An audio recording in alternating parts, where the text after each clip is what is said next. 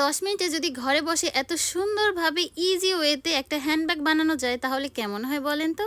আমার তো মনে হয় খুব ভালো হয়। কারণ তাহলে আর টাকা খরচ করতে হবে না। বাসায় বসে টুকরা কাপড় দিয়ে বা আপনাদের যে কাপড়টা ভালো লাগে সেরকম একটা কাপড় দিয়ে কিন্তু খুব ইজিলি এইভাবে করে হ্যান্ডব্যাগ বানিয়ে ফেলতে পারবেন।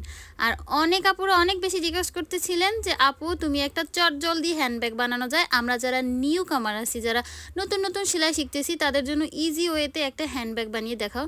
তো আজকের ভিডিওটা সেই সব আপুদের জন্য যারা চটজলদি খুব সহজেই ব্যাগ বানাতে চেয়েছিল। তো একটা কথা বলি, আচ্ছা আমি তো আপুদের সবার রিকোয়েস্ট রাখার চেষ্টা করি। এখন আমার রিকোয়েস্টটা কে রাখবে বলো তো?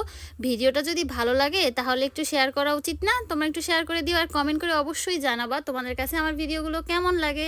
তো এই যে দেখো কথা বলতে কিন্তু ব্যাগের বেইসটা একদম কেটে রেডি করে নিয়েছি। কাপড় নিয়া তারপরে সেভাবে কেটে দেখালে তোমরা একদম মানে এলোমেলো হয়ে যায়, তোমরা ঠিকঠাকভাবে বুঝতে পারো না। এইজন্য ভাবলাম একদম ব্যাগটা কেটে রেডি করে তোমাদেরকে দেখাবো।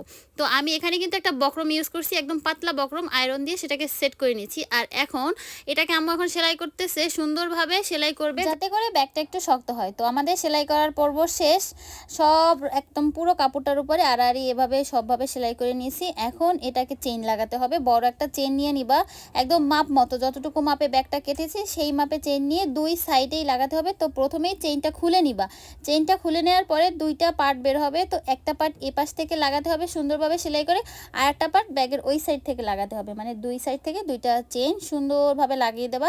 চেইনটা যদি বড় হয় তাহলে কোনো প্রবলেম নেই, তারপরে আবার কেটে ফেলে দেওয়া যাবে, ইটস ওকে। তো